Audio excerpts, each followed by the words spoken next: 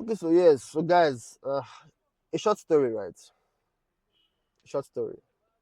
A mother was speaking to her son, who's in his 30s, and she says, "Oh, she's lonely where she's staying, and she's getting old. She wants the guy to move his family down to live close to her, where they can see, or even not, if not even move into her house. I think it's to move into her house with the family." And the man was like, "No, his job is right here in the city. His family is used to the city. Why should they move back to meet the mother?" And the mother says, "Oh, but you made a promise." And the boy is like, "Oh, hold on, hold on. When did I make such a promise?" And the mother goes back, "Can't you remember? You were four when you made that promise." And now looking at it, your mother made a request when you were four. First of all, you didn't even have the impetus to even think about any opposing response because you were just in that moment. I'm very sure you didn't even say no. Like, how would you even say no? Um, Johnny, promise you'll always be there for me even when I'm old. No, mommy, I won't be there. Like, how's that possible? It is not possible for any kid to have done that, except the kid is playful or right from birth. It was sent from hell. But you get the gist. So this topic is a topic of silent contract and is a way women manipulate men. A lot of men, although some men do it too, I'm not going to lie, some men do it, but this right. We are social creatures, 100%. We are social creatures. However, we should never, ever, ever be pressured to doing things that we don't want to do just because somebody else did a favor for us. If it's a favor, quite all right. Let it be a favor. I don't have to pay you back. And it goes to you also. If you do somebody a favor, you should do without expecting anything in return. You should do without expecting anything in return. Except, and if you expect something in return, it ends up becoming a transaction. It ends up becoming a transaction and no more a what do they call it? It's no longer a favor. So going back to the thing, right? After a lady say, "Oh, after all I have done for you," and so what? Why do you do them? "Oh, I did it for love." If it is for love and you love the person, because take it or leave it, right? When you love somebody, you do what is best for that person. Then what is best for the two of you coming together. And this is why I feel like when you begin to question things, when you begin to ask questions, that'll be your best way of thinking. So see this way.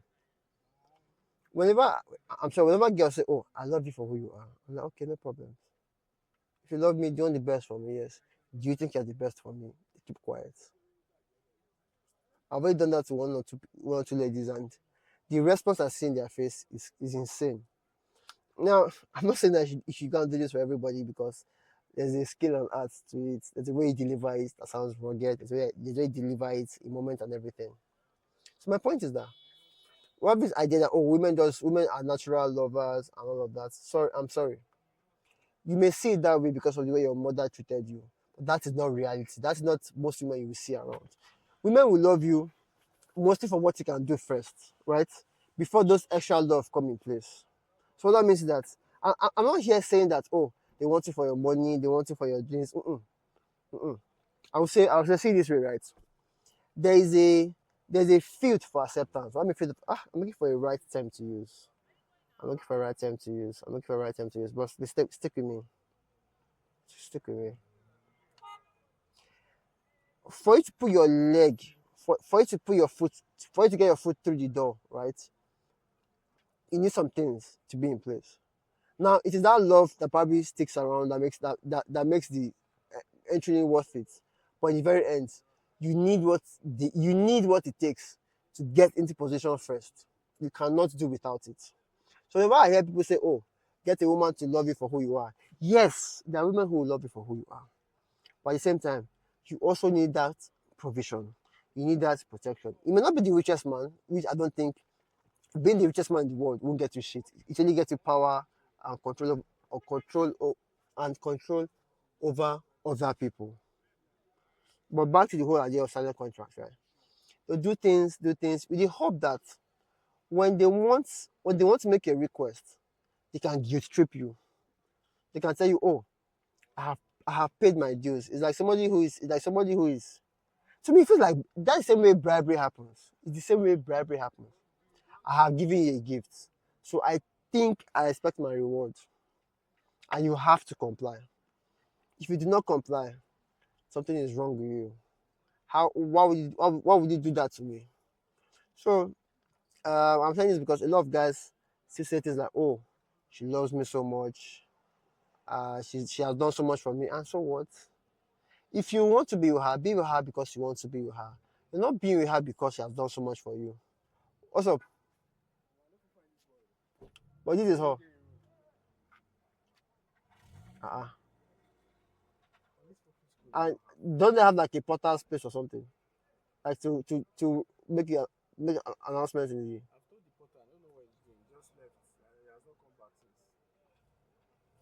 So how do you know it's not in his room? You know his room. You know his room. Interesting. I know you are. So yeah, I'm out here. I came to pick up my guy's brother from school. All these private universities and their BS type shit. So yes, silent contract. So on the other hand, you too, as a listener, should never actually ever do do favors with the hope of expectation. Like if you give somebody money, like genuinely give, why are you expecting favors? It's one thing if you are doing it because favors are expected. And which brings me back to this because I had an argument with somebody, right? And he says he saw a post and sent it to me, and the post says, by becoming a man is realizing that you don't go to the gym, you don't go to the gym to impress babes, you don't go to the you don't get rich to impress babes. Like, okay, no, sorry. You become a man when you stop seeking validation from women. Yes, I think that was the argument. I said it's true. Like, at first, to be very, very honest, right, women are the motivating factor, right? But by the time you see that, that is a process by evolution to get you to start on a path. When you get on that path, you will get the gist. You will figure out that it is not about the women. And it's not a way of validation. You go to the gym at first, right? Because you want to prove that your physique, you're stronger than the other person, you can protect, your physique is good, you have it's a sign of healthy genes and everything, right? Smart thing to do, very, very smart thing to do. But at some point, when you begin to see the benefit it does to you, you will get the gist.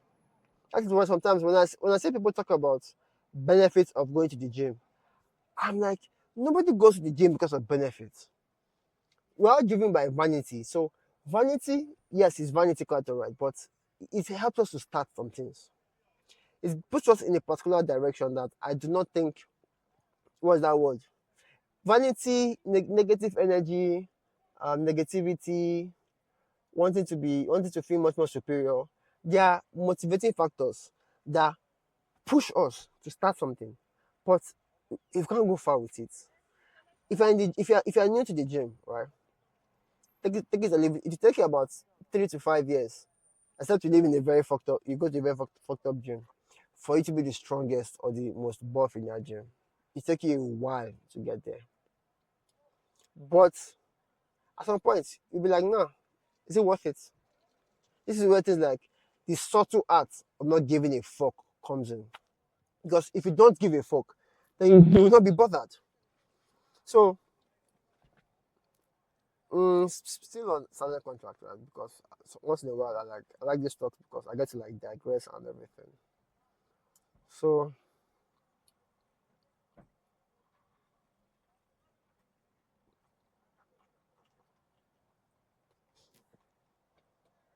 mm, so whenever I think one way you can dictate, because I think this whole silence contract thing, yeah, it leads to a sense of entitlement, and that entitlement has actually taken a lot of men down, like a lot of men. So what we can do, right? What we can do as men is whenever you detect silent contracts, whenever you detect you are being guilt tripped, what you can do is call it out. Ask questions like, call it out. Okay, is that why you stopped with me? Oh, I stopped with him for 10 years. But if you're not compatible for marriage, I'm not compatible for marriage. Why are you making it sound like a big deal? Yes, I know that. I know. So I feel like in this life, right, there's always a nice dance between polar opposites. Right? There's always a nice dance. So I'm not a believer of saying that, oh, if you struggle with a man, or not struggle with you. The point is, it's a nice dance. It's a nice dance. You have to figure out the rhythm to it. So yes, most people, but for some most people it doesn't work. Right? There are a whole lot of moving parts. Because what do you want to achieve? A couple of guys, you can see that they are being guilt tripped, but they don't mind. They are not bothered. They are just doing their thing. Just doing their thing completely. So whenever somebody says that, oh, after all I've done for you, okay, yes, I appreciate it, but you did that for me because you loved me, or you did that for me because of there is a transaction that I'm not aware of. Call it out.